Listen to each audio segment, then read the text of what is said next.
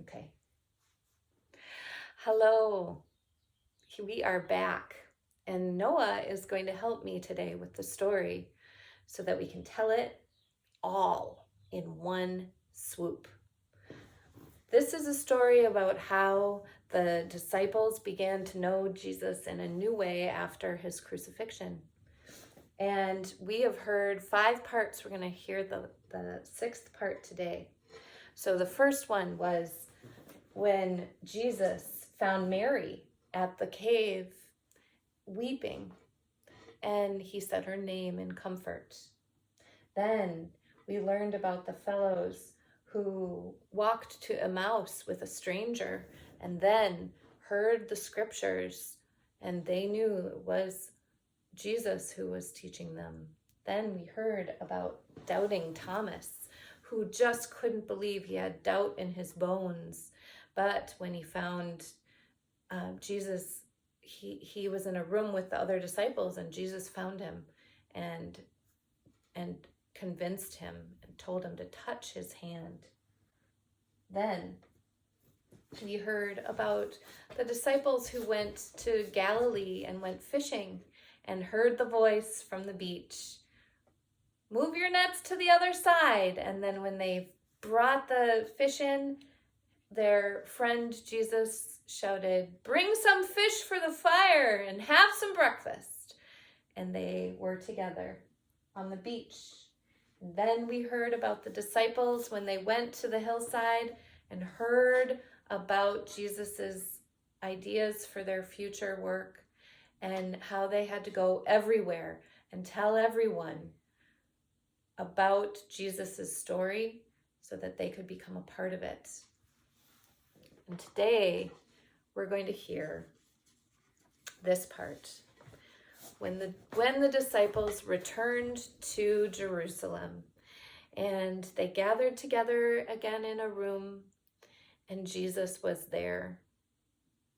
They were much more comfortable by now with this knowing him in a new way and kind of having him pop up and help them understand what was going to happen and what was happening. So they asked a lot of questions, some of which were a bit silly, like political questions like, "Lord, will you restore the kingdom to Israel?" Jesus said, he just cut that short. He said, "It is not for you to know the times or the seasons."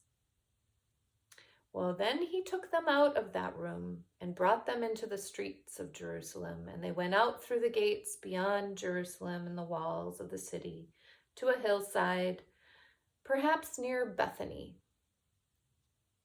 And Jesus stopped, and they gathered around him, and he lifted up his arms and blessed them, looking at each of them. And then he withdrew, and a cloud took him away. They were left looking up at the sky until someone said, "Why are you looking at the sky?" And there were 2 people standing there wearing white.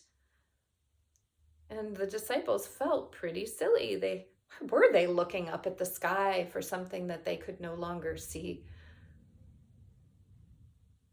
Well, the strangers answered their own question.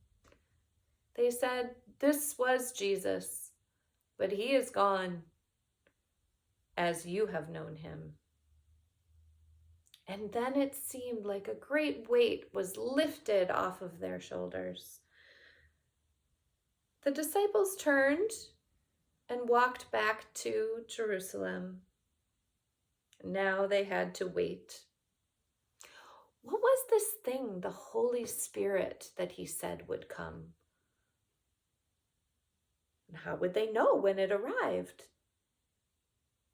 Well, they waited and waited. While they waited, they found another person to replace Judas among them, a person named Matthias. So they were 12 again, 12 disciples. And they just all had to continue to wait.